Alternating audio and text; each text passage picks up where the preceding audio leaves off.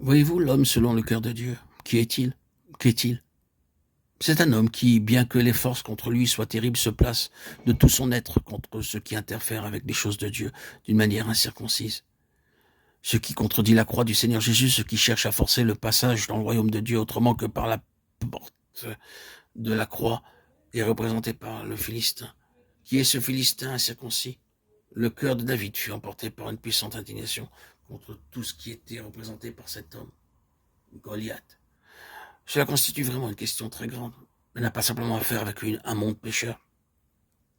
Il y a cela dans le monde qui est opposé à Dieu, qui est franchement dressé contre Dieu. Un état de péché qui est admis et avoué par la plupart des gens.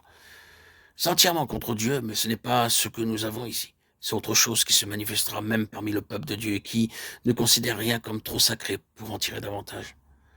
Cela pénétrera dans une assemblée de saints à Corinthe et exigera une lettre impressionnante de l'apôtre au sujet de la sagesse naturelle, la sagesse de ce monde, s'exprimant comme la mentalité même des croyants et rendant ainsi l'évangile sans aucun effet.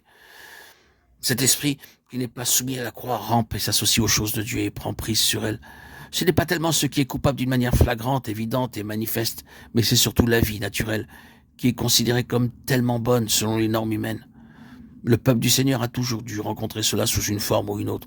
Esdras a dû le rencontrer. Des hommes sont venus offrir leur aide pour construire la maison de Dieu. Et combien l'Église a succombé à cette sorte de choses.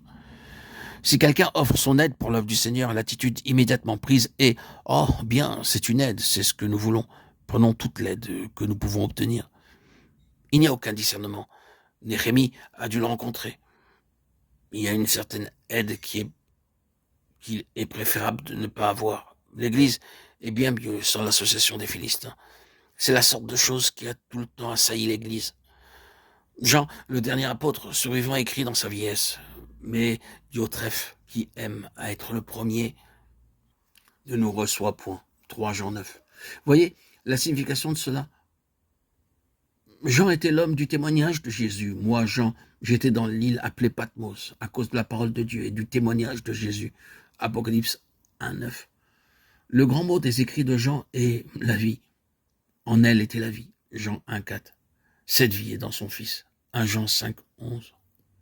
Diotrephe n'a pas pu supporter cela. Si Christ entre Diotrephe, qui aime à être le premier, doit sortir.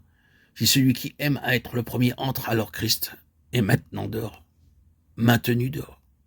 L'homme, selon le cœur de Dieu, est l'homme qui n'aura aucun compromis avec la pensée naturelle, non seulement avec ce qui s'appelle péché sous ses formes plus marquées, mais avec toute cette vie naturelle qui essaye de mettre la main sur l'œuvre de Dieu et les intérêts de Dieu, de les manipuler et de les régir.